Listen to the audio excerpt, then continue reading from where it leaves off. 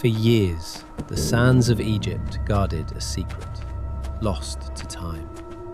In 1922, British archaeologist Howard Carter searched the Valley of the Kings for a discovery many believed impossible. The desert gave nothing, only heat, dust, and silence. But Carter refused to stop, driven by one belief, that something still lay hidden.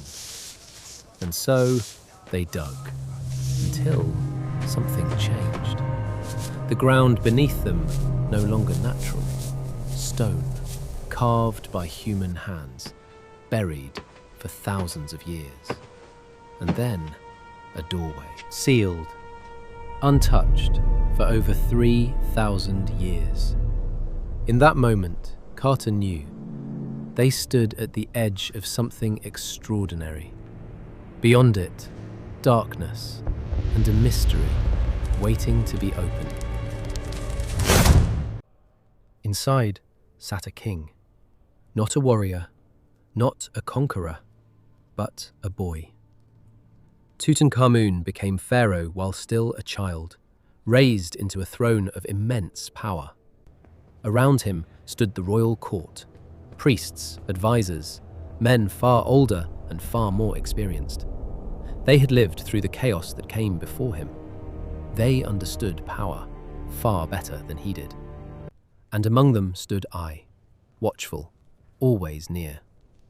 In the stillness of the court, influence did not need to be spoken. It was felt, in silence, in distance, in presence. Tutankhamun was king, but the world around him was already shaped by other hands. And in a kingdom still recovering from unrest, the boy pharaoh sat at the center of power, while others stood closer to it. Behind the throne, power moved quietly, through the court, in whispers, in silence. I walked among them, something more than a servant.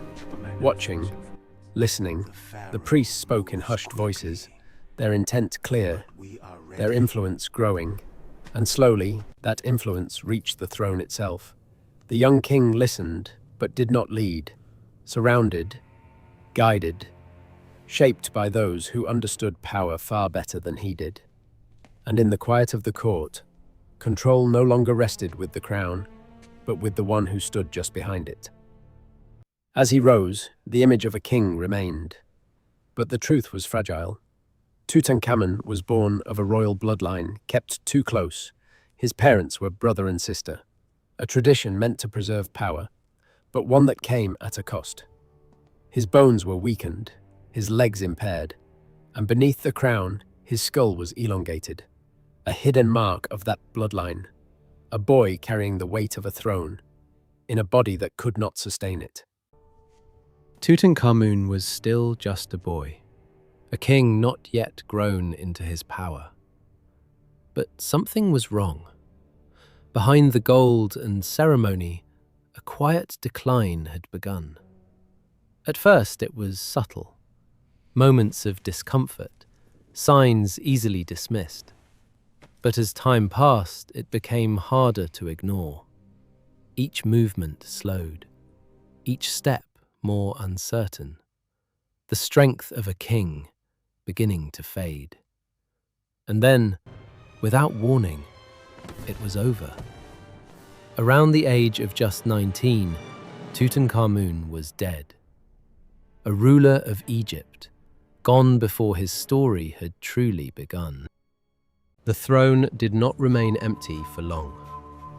Power passed swiftly to I, a man already close to the king. To some, too convenient. I had stood at the center, watching events unfold from within. In the years that followed, questions would linger. Those closest to power stood to gain the most? Or was the death of a young king simply fate? Scans of Tutankhamun's body revealed a badly broken leg and signs of severe infection. Evidence also pointed to malaria. These findings suggest not murder, but injury and illness. In the end, no proof of foul play was ever found. And so, I's rise to the throne remains just that, a continuation of history, rather than a conspiracy behind it. Tutankhamun was laid to rest with the full rites of a pharaoh, his body carefully prepared for the afterlife. Priests worked in silence, preserving him for eternity. He was placed within a tomb filled with treasures beyond imagination: gold, jewels, and sacred objects.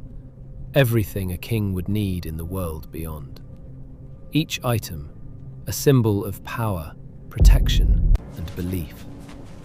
But this was no grand monument. His tomb lay deep, hidden within the valley.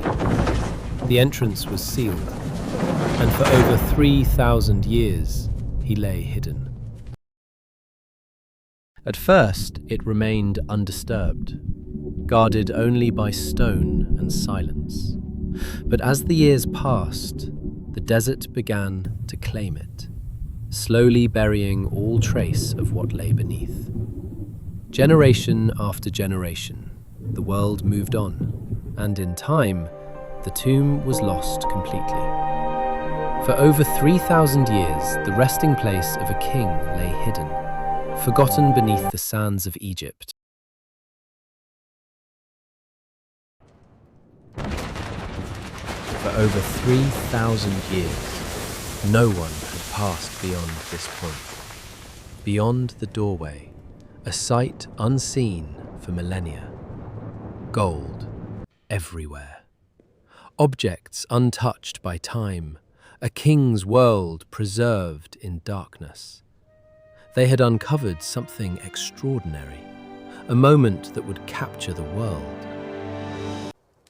Lord Carnarvon. This was no ordinary tomb. It was a discovery unlike anything seen before, and it wouldn't remain a secret for long.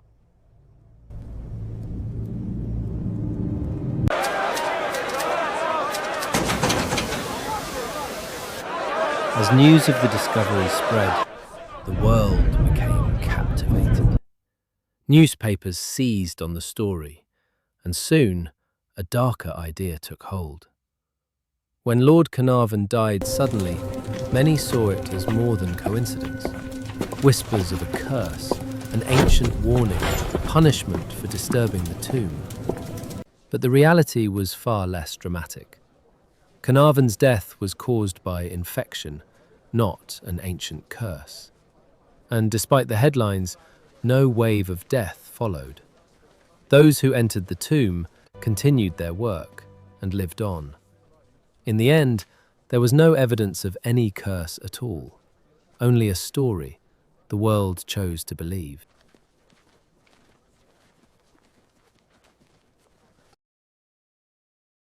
Decades passed, and the world came to see him.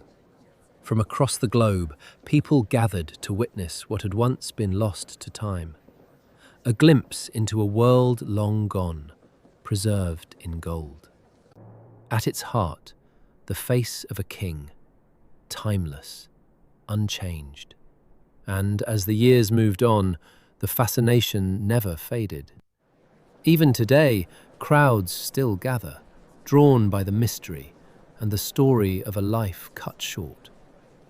Tutankhamun may have ruled only briefly, but in death, he became immortal.